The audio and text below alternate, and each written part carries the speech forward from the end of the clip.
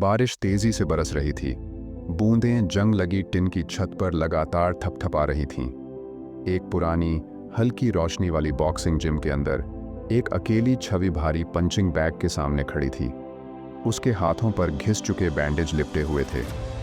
उसका नाम था आयदान कार्टर, एक ऐसा मुक्केबाज जिसने कभी बड़े सपने देखे थे, लेकिन एक करारी हार ने उन सपनों को चकनाचूर कर दिया था।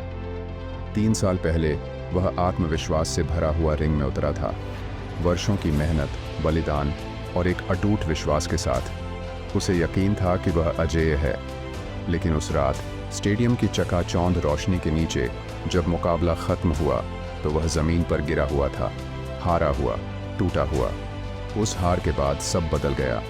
उसके दोस्त चले गए, परिवार ने भी हौसला खो दिया और उसके कोच ने कहा, तुम्हारे अंदर अब वो बात नहीं रही बेटा। आयदान के लिए ये शब्द किसी तेज धार वाले चाकू से कम न थे। उसने ग्लव्स टांग दिए और खुद को दुनिया से अलग कर लिया। लेकिन सपने इतनी आसानी से मरते नहीं। आयदान को अब खुद पर यकीन नहीं था, लेकिन उसकी ज़िंदगी में एक शख्स ऐसा था जिसने उसे कभी हार मानने नहीं दी। उसकी बहन सिया। भैया, तुम आज भी वही हो जिसने बचपन में मुझे हर मुसीबत से बचाया था, तो अब खुद को क्यों नहीं बचा सकते? सिया की बातें उसके दिल में कहीं गहरी उतर गईं। उस रात पहली बार 3 साल बाद उसने जिम की दहलीज पर कदम रखा। पंचिंग बैग के सामने खड़े होकर उसने पहली बार खुद से पूछा, क्या मैं अब भी लड़ सकता हूँ? जवाब आया, हाँ। आयदान ने फिर से ट्रेनिंग शुरू की।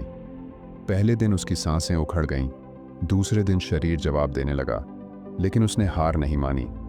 हर दिन वह खुद को पहले से बेहतर बनाने की कोशिश करता। उसने पुरानी हार को अपना सबसे बड़ा सबक बना लिया। और फिर वह दिन आया जब उसे अपनी सबसे बड़ी परीक्षा देनी थी। एक बार फिर रिंग में उतरना, अपने डर से लड़ना और खुद को साबित करना। सामने खड़ा था जैक्सन ब्लेयर, वही मुक्केबाज जिसने 3 साल पहले उसे हराया था। स्टेडियम में चारों तरफ शोर था, लेकिन आयदान के कानों में बस अपनी धड़कनों की आवाज़ गूंज रही थी। पहली घंटी बजी, मुकाबला शुरू हुआ। पहले राउंड में जैक्सन ने तेज़ी से प्रहार किया, लेकिन इस बार आयदान पहले जैसा कमज़ोर नहीं था। उसने हर एक पंच का जवाब आत्मविश्वास से दिया। दूसरे राउंड में उसके चेहरे पर चोटें लगीं, लेकिन उसकी आंखों में वही पुरानी आग जल रही थी। जैक्सन ने अपना सबसे घातक पंच मारा, लेकिन इस बार आयदान तैयार था। उसने झुककर बचाव किया और पूरी ताकत से एक जोरदार मुक्का मारा, सटीक, शक्तिशाली और निर्णायक। जैक्सन लड़खड़ाया और ज़मीन पर गिर गया। रेफरी ने गिनती शुरू की, 1, 2, 3, 10। स्टेडियम में सन्नाटा छा गया।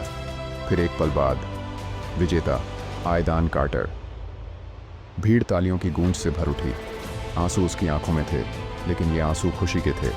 उसने सिर्फ मुकाबला ही नहीं जीता था, बल्कि खुद को भी जीत लिया था।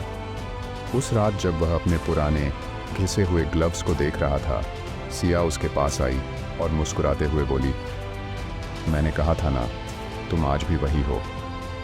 आयदान ने मुस्कुराकर जवाब दिया, हाँ, लेकिन अब मैं पहले से भी बेहतर हूँ।